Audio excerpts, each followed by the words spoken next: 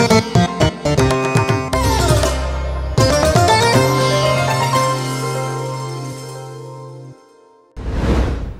প্রিয়জনেরা, প্রভু যীশু খ্রিস্টের নামে সকলকে অভিনন্দন। আমার পেছনে নিশ্চয় আপনারা দেখছেন কত সুন্দর বাগান, অনেক বিল্ডিংও আছে। এখন থেকে 40 বছর আগে এখানে সমুদ্র ছিল, আর এখানে ওরা অনেক কঠিন পরিশ্রম করে মাটি ফেলে তারপর বাগান বানিয়েছে। এই জায়গার উপর বড় বড় বিল্ডিংও বানিয়েছে।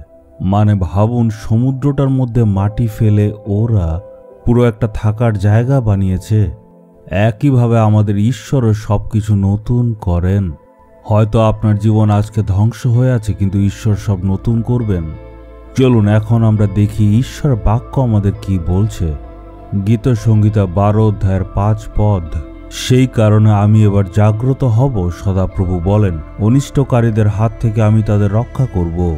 ঈশ্বর যখন কারোর ব্যাপারে বলে, সিংহ তার বিরুদ্ধে গর্জন করে। একটা ষাঁড় যদি রেগে আমাদের আক্রমণ করে কত ভয়ানক হবে।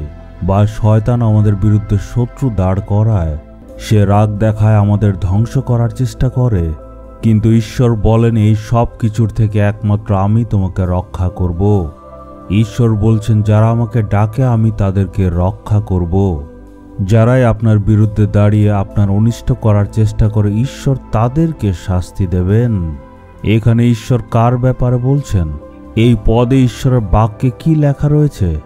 যেহেতু দিনহীনদের লুটপাট করা হচ্ছে আর দরিদ্ররা আর্তনাদ করছে, তাই ঈশ্বর বলছেন, আমি এখন জাগ্রত হব, আর যারা আমাকে ডাকছে তাদেরকে আমি রক্ষা করব।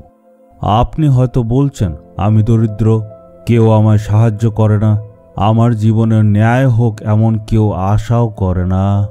ঈশ্বর বলছেন, যখন দিনহীন আর দরিদ্ররা আমায় ডাকে, আমি তখন তাদের জন্য জাগ্রত হব, আর আমি তখন ন্যায় বিচার করব। মানুষ ভাবে গরিবদের আমরা অত্যাচার করব, তাদেরকে তো কেউ সাহায্য করবে না।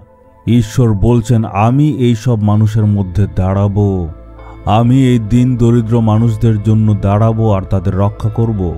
আপনার বিরুদ্ধে গুন্ডা বা রাজনৈতিক নেতা বা অন্য কোনো মানুষরা দাঁড়িয়েছে, তারা আপনাকে ধ্বংস করার জন্য পরিকল্পনা করে।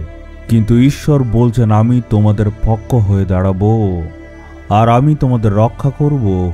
আপনার বিরুদ্ধে যে কেউ দাঁড়াক না কেন, ঈশ্বর সামলে নেবেন। আমি আমার সেবা কাজের জীবনে অনেক দেখেছি, অনেক লোকেরা আমাদের এই সেবা কাজের বিরুদ্ধে দাঁড়িয়েছিল, ভেবেছিল এই সেবা কাজ ধ্বংস করে দেবে।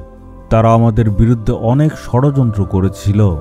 তারা তো চেষ্টা করেছে অনেক, কিন্তু ঈশ্বর আমাদেরকে ধ্বংস হতে দেননি।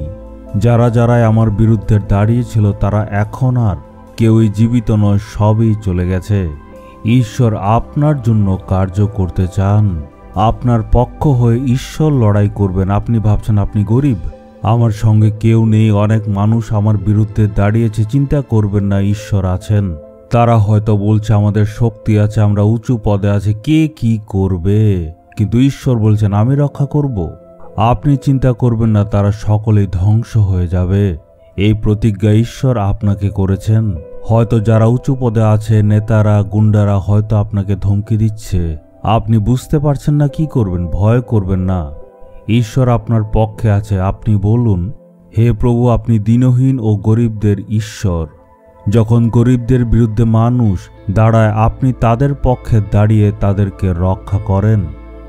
আপনি তখন সত্যিকারের ন্যায় বিচার করেন। এই জন্য আপনার প্রশংসা করি। এই প্রার্থনা যিশুর নামে চাইলাম, আমেন, আমেন।